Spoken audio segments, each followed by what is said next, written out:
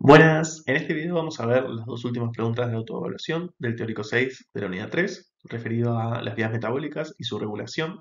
Y en este caso se nos plantea que en la regulación de la glucólisis por ATP y ADP, usted razona que las concentraciones altas de ADP y ATP enlentecen la vía, las de ADP enlentecen la vía, pero las de ATP la aceleran, o viceversa, la de ADP acelera la vía y la de ATP la enlentece, o de ADP y de ATP aceleran la vía.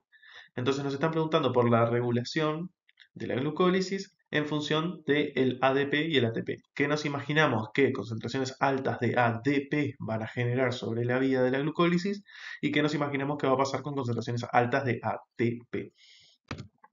Entonces, para responder esta pregunta, nos conviene referirnos a esta diapo del teórico, en la que vemos distintas vías metabólicas y cómo algunos productos de esta vía, o productos que provienen de otras, también puede ser, regulan la velocidad con la que esta vía termina ocurriendo.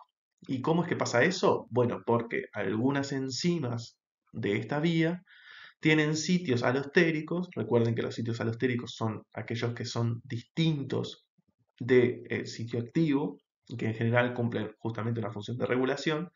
Decía que algunas enzimas de las vías tienen sitios alostéricos para, por ejemplo, productos de la vía o reactivos de la vía. Entonces, así es como integralmente la célula puede ir modulando a qué velocidad ocurre una vía que, por ejemplo, como la glucólisis, es típicamente catabólica. Entonces podríamos pensar que la célula va a requerir más de esta vía cuando tenga bajos niveles de energía y va a requerir menos de esta vía cuando los niveles de energía sean suficientes. Ahora, ¿cómo puede darse cuenta la célula, entre comillas, si tiene suficiente energía o no tiene suficiente energía?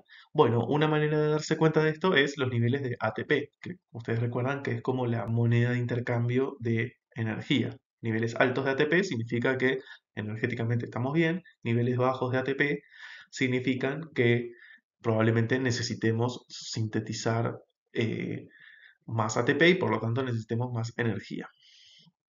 Ahora bien, en este esquema vemos que hay algunos puntos, por ejemplo, en el que el ATP frena la vía, es decir, está representado con este bloqueo. Entonces, concentraciones altas de ATP tenderán a frenar esta vía. ¿Ah?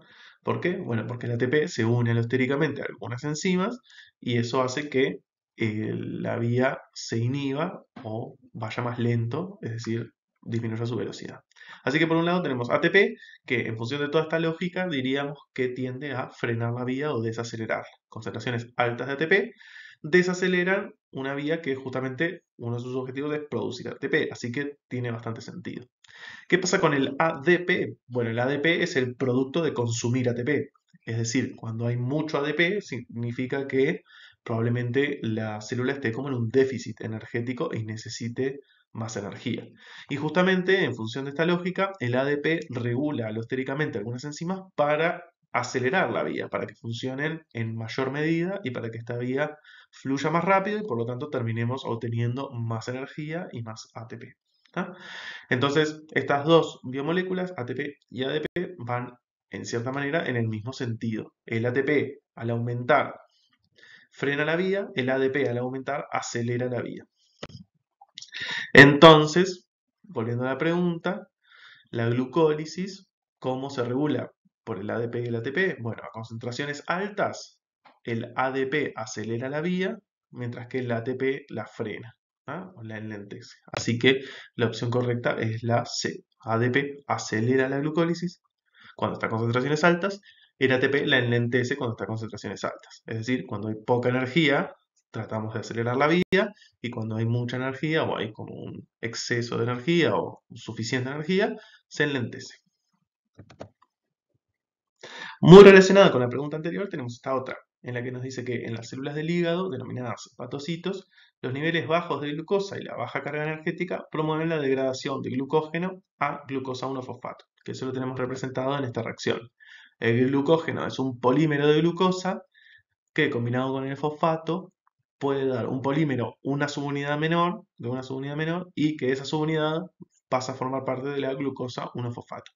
Es una manera de glucosa que está reservada en forma de glucógeno pase a ser útil en la forma de glucosa 1-fosfato que, si ustedes recuerdan, puede ingresar a la vía glicolítica.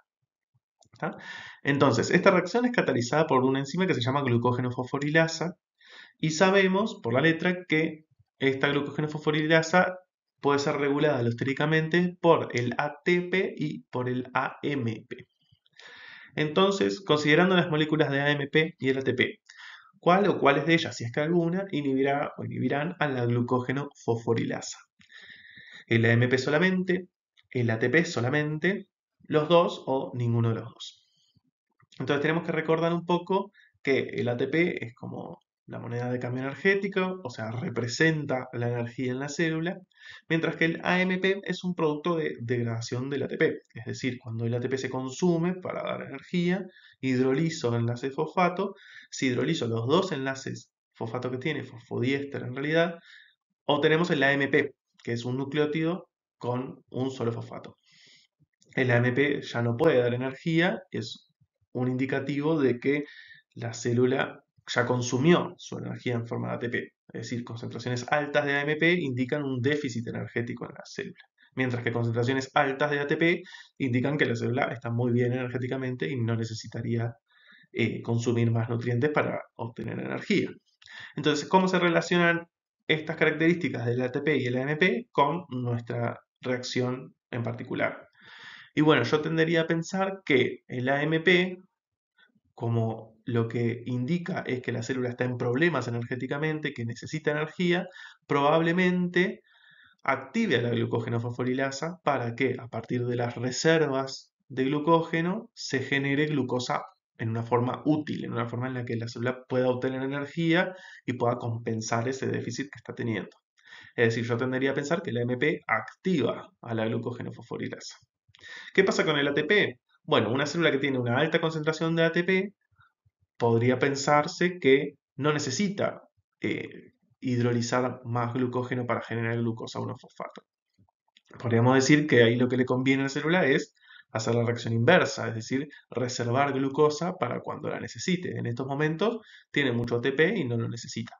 Entonces yo tendería a pensar que el ATP sí inhibe a la glucógeno fosforilasa, a diferencia del AMP.